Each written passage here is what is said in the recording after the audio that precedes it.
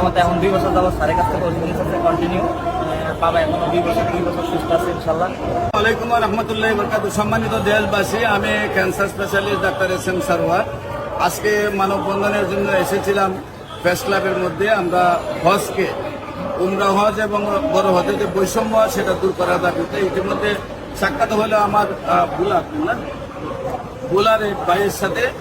তার বাবা আমার কাছ থেকে ক্যান্সার চিকিৎসায় তার বাবা আমার এখানে ক্যান্সার চিকিৎসা সুস্থ হয়েছিলেন।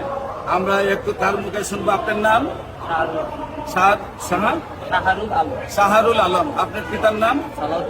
সালাউদ্দিন আলম। আপনার মায়ের নাম? আপনার গ্রাম? চর শহর গুলা।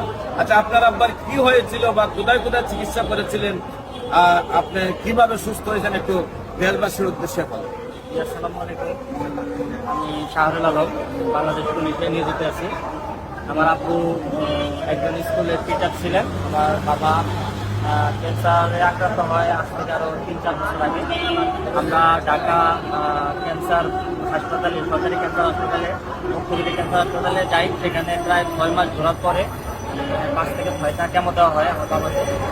দেওয়ার পরে ডাক্তার বলছিল উন্নতি হবে, তারপরেও হয়তো উন্নতি হয় নাই কোনো কারণবশত, অবনতি দিকে যাচ্ছিল। পরবর্তীতে আমি ঠিকানা পাই। ঠিকানা পাওয়ার পর ওনার সাথে যোগাযোগ করি। যোগাযোগ করার পরে উনি আমাকে 1 মাসের ওষুধ দেয়। ওনার সাথে আমি যোগাযোগ করার পর উনি খুব ভালোভাবেই রিপোর্টগুলি দেখছিলেন। 1 ঘন্টা সময় নিয়ে, প্রায় 1 ঘন্টা মতো সময় নিয়ে রিপোর্টগুলি দেখছেন। দেখার পরে আমার বাবার ওষুধ দেওয়া হয়েছিল। আমি বাসায় নিয়ে যাই।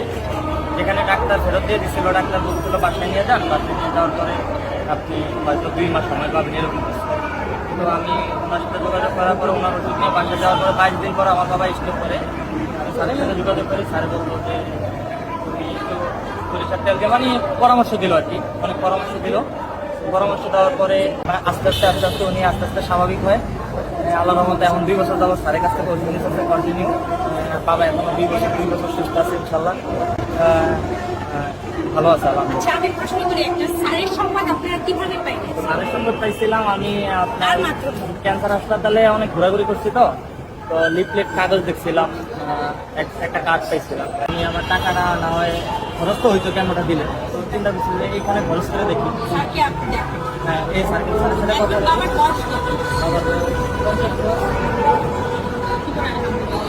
আমরা এই ভদ্রলোকের, এই ভাইয়ের, আমাদের একজন সৈনিক, তার বাবা হচ্ছে ক্যান্সারকে জয়ী করে